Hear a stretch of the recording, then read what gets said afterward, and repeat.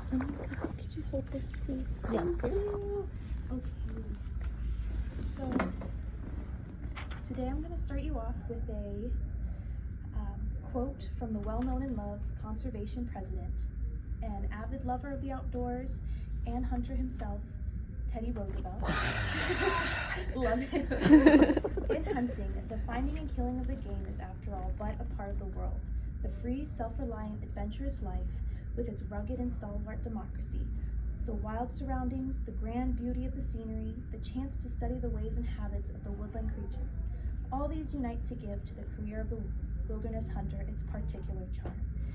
Today, I'm going to be talking to you guys about hunting and its benefits to the world around us, not just to people like us, but to the natural world. My main points are going to be conservation, number one, which I think is probably the most important, a food source that it provides, and the cultural and traditional importance that it creates. I believe hunting to benefit the land and the people that call it home. My first point in conservation is the aspect that hunters give to the world around them. Conservation efforts help maintain a healthy population of wilderness and the wildlife that call it home. Regulated hunting is used as a tool to keep populations in a healthy number. If populations are too big, disease can roll through it really easily. Overgrazing can happen, and that can create wildlife loss and habitat loss. In an article of the 2025 U.S. Fish and Wildlife Service, in the absence of large predators including wolves and mountain lions, hunting provides an effective and low-impact tool to sustain the health of the herd. Since we unfortunately took out the main predators for our cattle usage of this land, we took out the predators that keep herds healthy. Hunters are also the main source of funding for conservation agencies, habitat protection areas, and from another 2025 Fish and Wildlife Service, through the Pittman-Robertson Act, sportsmen and women have contributed more than $14 million in conservation efforts since 1937. This is from the licensing that you pay, or from the different wildlife stamps, like the duck stamp, which I'm a proud owner of, that you can purchase as well.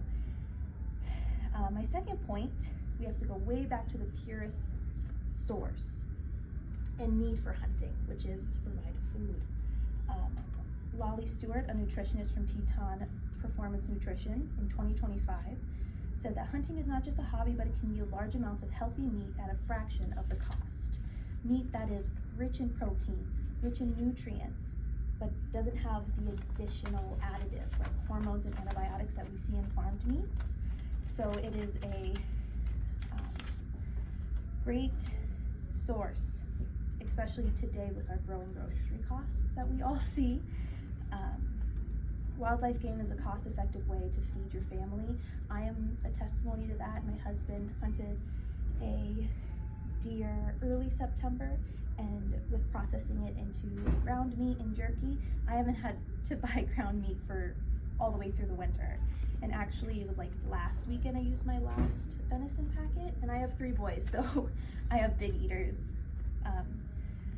My final point is the cultural and traditional aspects of hunting, showing the deep connection between groups of people that have practiced hunting and see the significances in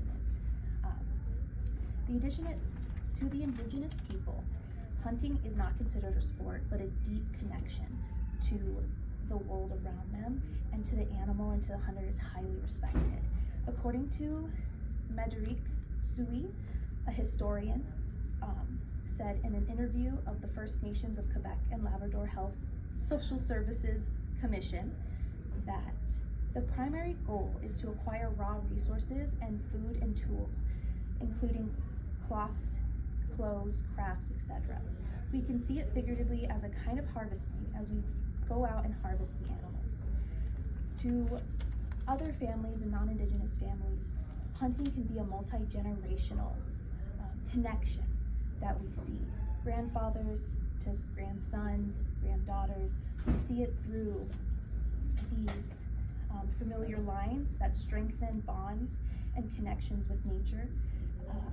An article from American Hunting Network in 2023 said multi-generational practices such as hunting strengthens family bonds, the connections with nature, and a sense of stewardship with the land. In closing, hunting is an important aspect to the land and to nature itself, and also to the people that call it home. From funding practices that keep animal populations healthy and away from devastation, harvesting nutritional rich source of meat and food at a fraction of the cost that grocery stores have. Finally, the cultural significance of the indigenous communities, as well as multi-generational teachings that we see in non-indigenous homes.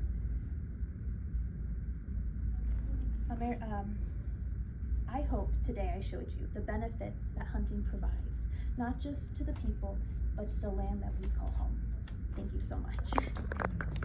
Thank you, guys.